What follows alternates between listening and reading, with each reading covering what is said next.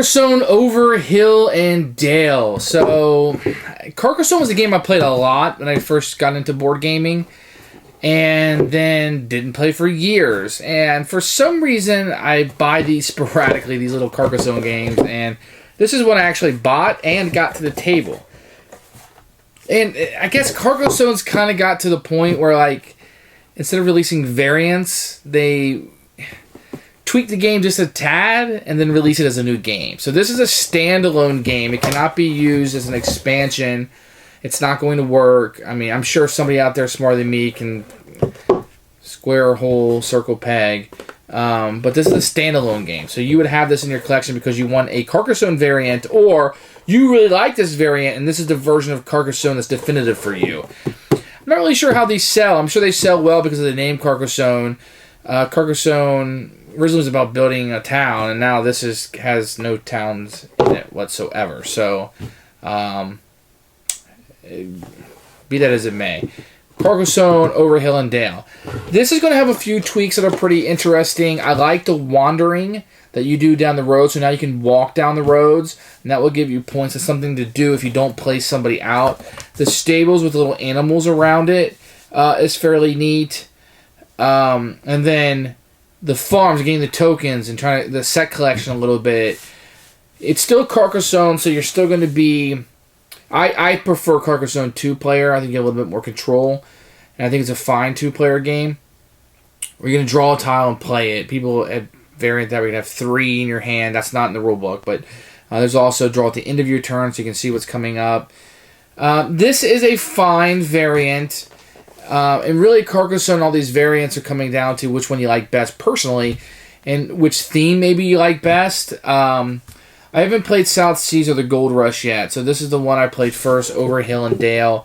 It's cute. I like it. Is it going to set the world on fire for me? No. If you like Carcassonne, sure. If you love Carcassonne, by all means, try this. But I'd have no problem pulling this out with somebody who doesn't play games and trying to explain it. I think it's a little bit easier maybe than the farmer in the original Carcassonne to explain. Is it the best? Maybe somewhere in the middle. I don't know. It's so hard what those little tweaks are going to do. But it's Carcassonne. You're laying a tile and you're building a city. When you're done, you have it all spread out. Fairly good. I don't know that you need to seek this out. I don't know about that. But if you have a chance to try it and you're a big fan of Carcassonne, or you want to try a new Carcassonne variant, then this perhaps might be it for you. It's calming. It's nice. You're taking a stroll down the little roads and getting points. And then you're building a stable with animals. You're cutting a scarecrow and some strawberries and kind of doing your Carcassonne thing. So, interesting. I like it. It's okay. Sure. It's Carcassonne over Hill and Dale. So we're going to take a look at Carcassonne over Hill and Dale. This is the newest Carcassonne, at least the newest one I know about. It's going to come with a rule book. It's fairly nice.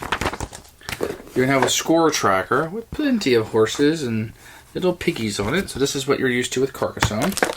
You are going to get a bunch of little tiles.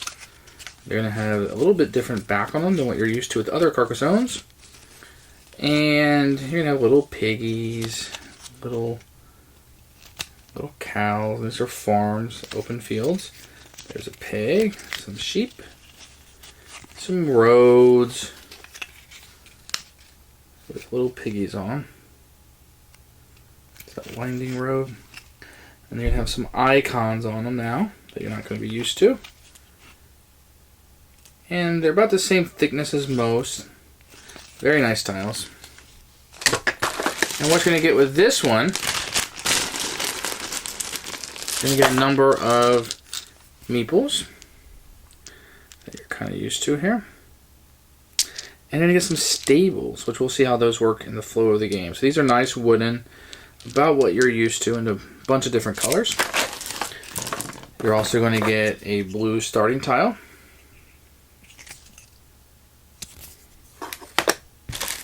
And finally, you're going to get another scoring for 100 to 50. And a bunch of these little tokens that will be different goods that you can get throughout the game. They're fairly nice. And those are the components for Carcassonne. Overall, very good. Very much what you're used to with Carcassonne. I'm not sure they can be added with other ones. The backs are a little bit different. There are no rules included. I don't believe that make it useful with another Carcassonne. But if you can get past this, there's no reason why, I suppose. And that's Carcassonne over Hill and Dale. The rule book for Carcassonne over Hill and Dale is a little weird to me. Maybe once I played it, I kind of saw what they were doing. So, you get a little list of the components here and the setup, and that's fairly good. And then they take you through a turn, and they say, this is how you play the game. And then they do it again, but this time with stables. And then they do it again with the summary. And then they tell you how to score. It was just weird how it was kind of set up. I get what they were doing. They were saying, now you understand this. Now you got this. Now you got this. So it was kind of more of adding layers, but options. So it was kind of weird. Imagine a game being, this is how you walk in the game, and they go through the entire game. Now this is how you fight in the game. They go through the entire game. But perhaps it's good for referencing back. I did have some questions when I was playing, which the book was able to answer. But I think also it's because it's Carcassonne, I was ready to jump in a little bit quicker, and I wanted to skim the book. So I almost wish that they had a section that said, this is what's different from regular Carcassonne. If you already played Carcassonne, here's how over Hill and Dale is different. And that might have been nice. But there's a lot different in this. Everything's a little bit tweaked, except for the roads. And even that, you can wander down the road. So it is a little bit different. The stables definitely work different than the farmers. But overall, I like this book. I think it gets the job done. I'm not sure a non-gamer is going to be able to read this book and understand what's going on necessarily. But they might put the pieces out and play with it. But if you're not a gamer, if you've only ever played Life or Monopoly, you're not going to understand this. Stick to regular Carcassonne maybe. But it's not complicated for anybody that's played some games. So the rule book, I'm going to show you how to play Carcassonne over Hill and Dale, assuming you have a little knowledge about Carcassonne, but if you never played it before, you'll be able to pick up the differences here. So this is just, you're going to put a person down, and this is just a score tracker. That's all this is. If you go over 50, you get this. If you go over 100, you flip it. So that's going to be fairly straightforward. It's a point and score tracker. What you're going to be doing in Carcassonne is you're always going to start with this blue tile in the center of the table. And it's got a little bit of road, a little bit of farm, and no animals on it and no icons. On your turn, you draw a tile, and then you place it. And there's a few things you can do here. Now, when you place a tile, let me see if I can zoom in on this a little bit. So when you place a tile, you're always going to want, let's get this out of there. What you're going to want to do is the road has to match up, or the farm has to match up, or if it was a tile with grass, the grass has to move up. So you can't do this. You can't have a road going nowhere or a farm mismatching. So it kind of how it has to go in. So we're going to set this one here. Now on your turn, let's say you're green, you can place on the tile that you had, you can place a guy on the road. And that won't immediately score you any points. Okay? But let's say the next person goes and they want to place a road. Well, they can't place a person on the same road. So they can't place it here. So what he might want to do is place it here and then place his meeple on the road. And then, now I'm just going to pretend like we're playing a two-player game. You know, he might want to place his next tile, let me zoom out a little bit, here, so the farms match. And then he could place a person on the farm. And that's going to continue on and on and on and on. And this is going to become much, much bigger. So I'll do another one. And let's say I did this. And this could be a good move. So what you can do here, anytime that you have a closed farm, so that means all sides are connected and closed off, you can place a person on it. on the farm. And you're going to get 2 points for each tile that the farm is on. So 1, 2 would be 4 points. So you would score 4 points. 2 plus 2 is 4. Then you'd since this one closed automatically, you'd momentarily put it on there, score your points, and then take it off and get your meeple back. You're going to have a finite amount of meeples, and you can't place another meeple until you take one back by either finishing off. So let's say, for example, green then placed this.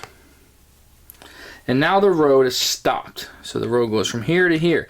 You would count the number of tiles, 1, 2, 3, and for road, you're going to get 1 point per tile the road is on. Now, what's going to be a little bit different about this one is you can do what's called wandering. If he had drawn this, if he doesn't place any meeples on there, which there's nothing for him to place there, he can wander. 1, 2. And he would get a point for each tile he wanders through. So he would score 2 points for that. Now, let's say this had been played here, and it closed off this. This had been placed there, and this little farm right here is closed off. So 2, 4, 6, 8, 10, 2 points for each tile. He would score 10 points, but then he also would get one of these chits for each icon in that farm. So you get 3 scarecrows. He would get a sunflower and an apple. And these are worth 1 point at the end of the game. Each tile you have is worth 1. If you get a set of 5, if you get all 5 of these, for each set of 5 that you get, you are going to score an extra 5 points. So if you're able to get one of each of these 5, you will score an additional 5. So in fact, 1, 2, 3, 4, 5. Plus, you have another 5 that's worth 10 points. Now, the scarecrows are wild cards. So although they're worth 1 point at the end of the game, like the other tiles, if you didn't have the strawberry, you could always use the scarecrow to fit in and make the set. But if you didn't have a strawberry or a sunflower, you could use 2 scarecrows to continue the set. So that's how those score. And then you also have these stables, which you can set on the board when you see fit. So let's say I was placing this one, and I wanted to place a stable out here. At the end of the game, I'm going to get 1 point for each animal that's surrounding. So if this was the end of the game, I'd get 1, 2, 3, 4, 5, 6. There's none here and none here. So we get 6 victory points. You're going to get, for every tile all the way around it, orthogonally and diagonally, and the tile it's on, 1 point for each animal. So if you put a stable out, you really, really want to get where you can place animals out on the board. So something like this would be very beneficial to you to try to score some of these points like this and to get them out. So let me reiterate the ways to score. You can score for closed roads. So something like this. This road, 1, 2, 3, 4, 5. 1 point per tile. Closed farms, 2 points per tile. Stables, 1 point per animal that's surrounding that tile. So there's 9 tiles, including the tile that you're sitting on. And then 1 point per of these chits you get. But if you get a set of 5, you get an additional 5 points. And every round, you're going to draw a tile, play a tile. And you have the option of playing or placing a meeple or a stable of your color on your turn. And if you don't, if you're on a road and you add to that road tile, you can then wander down to get 1 point per tile that you wander. And that's how Carcassonne over hill and dale works. And this continues until you have used all the tiles and have made your city.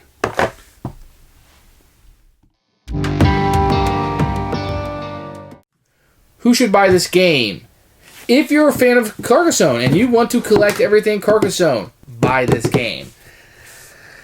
It's short. It's pleasant. If the theme attracts you, if over a hill and down, you just kind of like the leisure walking of it. It's pretty neat. Otherwise, I think this might be a skippable game. If this was the only Carcassonne that came out and this was it, I would say buy this game.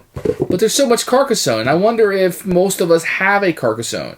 I wonder if most of us have some, maybe the original and some things, and I wonder if we need this. Now, the original Carcassonne has been so bloated, I almost feel like I want to get rid of all that garbage and maybe just buy one of these and have it in my collection. And right now I have all three of these. It's the only one I played.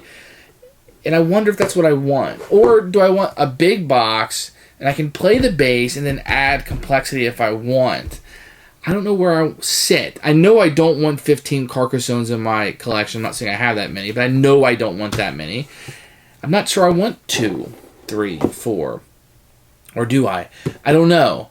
While a pleasant game, a solid game, and perhaps a good game, I'm not sure it's a game I'm going to pull out. I wonder if I like the module or theory of the original where I can put the Princess and the Dragon in, and the traders and the builders and this and that, or just keep it simple if nobody's ever played it before.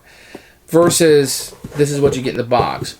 Now, this might be the gift. Okay, this might be the gift Carcassonne. You want to give somebody who's played some games with you, but they haven't purchased any games, unlikely to purchase some games. I have some friends like that.